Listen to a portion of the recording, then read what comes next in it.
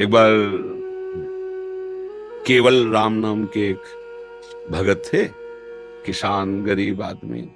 पहले हमने देखा है गांव में बहुत गरीबी होती थी, अब तो थोड़ा आर्थिक व्यवस्थाएं सुधरी हैं, क्योंकि पहले ट्यूबवेल आदि की व्यवस्थाएं नहीं थी, बहुत मुश्किल से सिंचाई होती थी और खाद आदि भी नहीं थे। गाय के गोबर आदि की खाद डाली जाती थी। 1 बीघा खेत में 6 मन या 8 मन गेहूं पैदा होता था, अब तो 40-50 मन पैदा होता है।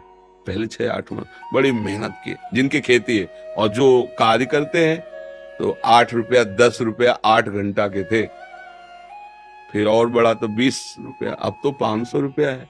तो काफी, तो उस समय था कि बहुत ही कम था, जब केवल राम, और वो संत सेवी थे। अब मंजूरी करके, अब संत सेवी मतलब संतों का क्या है कि भाव से एक बार आप तो 2 संतों से कहेंगे। उस गांव में एक भगत है, बहुत श्रद्धावान है, तो 4 संत आने लगे, फिर संत मंडली आने लगी। अब उनके पास अर्थ तो था नहीं। एक दिन संत मंडली आई, कुछ नहीं खाने को। अब आसपास धनी पुरुषों के पास गए कि अगर हमें आप उधार दे दें, जो सेवा कर रहे हैं कर दें, आज हमारे यहाँ बहुत भाग्य खुल गया, संत आए हैं, हम उनको, तो कोई उधार भी देता है तो कुछ देख के देता है ना। अब इसको दे दे, कुछ न जमीन है न रुपया न पैसा, कब वापस करेगा? नहीं। तो एक बड़े चतुर थे, उन्होंने कहा हमें एक कुआं खोदवाना है, तुम कुआं खोद दोगे? पक्का, हम और पत्नी दोनों मिलकर कुआं खोद देंगे, पर आप इतना दे दो कि हमारे संत पाले। उनका जय दिन संत रहेंगे, तय दिन हमारे यहाँ से ले जाओ भोजन। तो आटा दाल घी चा, बड़े प्रसन्न। 2-3 दिन संत रुके, खाए पिए चले। अब वो दोनों पति पत्नी कुआं खोदने में लगे। एक फावड़ा मारते राम, राम भगत, वो तसला उठाते राम, नाम लेते हुए ऐसा 60 हाथ खोदने पर तब कहीं पानी निकलता था। तो अभी 40 हाथ ही खोदा होगा, कि वो पत्नी तो ऊपर थी और बीच से रज भसक गई और कुआं तुप गया। तो 20-25 हाथ मिट्टी उनके ऊपर। अब सेठ ने कहा कि भाई हम क्या कर सकते हैं, और उस समय जेसीबी वाला जमाना तो था नहीं, पुराना समय। कहा भाई हम तो पैसे भोजन दिया था, तय किया था खुदवान, और मर गए कैसे, अब इतना खो कैसे? भाई कोई यंत्र हो तो जल्दी जल्दी। और फिर मनुष्य जीवन तो एक क्षण का है, श्वास पूरी नहीं तो मर जाओगे भाई, आधा मिनट, पौन मिनट, 1 मिनट, इसके बाद तो दम घुट जाएगा, प्राण तो मर गए, ऐसा सबको।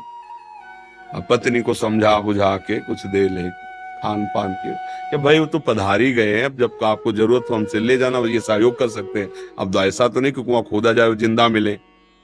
पर वो राम राम जपने वाले एक एक फावड़े पे कुआं पूर दिया गया कि ये ठीक नहीं, असगुन हो गया, आदमी मर गया उसमें।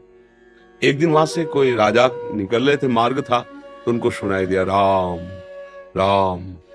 ऐसी मधुर अमृतमयी वाणी की वो अपने रथ से उतरे, उनका ये किस भगत के द्वारा आर्त भाव से भगवान को पुकारा है? अरे यार तो कोई भगत नहीं। बोले नहीं, आवाज के सारे वहां गए।